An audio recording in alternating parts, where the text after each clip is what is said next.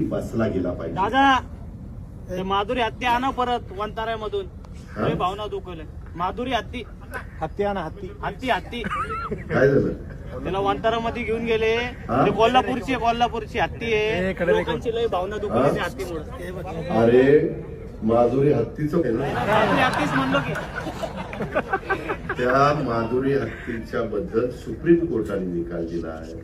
आपण संविधान कायद्याने देश चालवतो. तुला आठवत असेल माग आपल्या आता ही हत्ती त्याच्यामध्ये कायदा सुरू केलाय. शेवटी तुम्हाला मला जसा जगण्याचा अधिकार आहे तसा पक्ष्यांनाही जगण्याचा अधिकार आहे आणि प्राण्यांनाही जगण्याचा अधिकार आहे. त्या प्रकारे त्या हत्तीणीचं झालं आणि म्हणून ती गेली. बाबा लय शेजला हत्तीणीचं लागलंय बाबा. तुला एकदा कुठं तरी हत्तीणीवर बसवतोस, परंतु तू चांगल्या भावनेनं बोलला असेल. तू प्राणीप्रेमी असशील म्हणून ती भूमिका मांडली. त्याबद्दल तुझं दुमत नाही, तुझं अभिनंदन. पण मी पण त्याच्या खोलात गेलेलो होतो.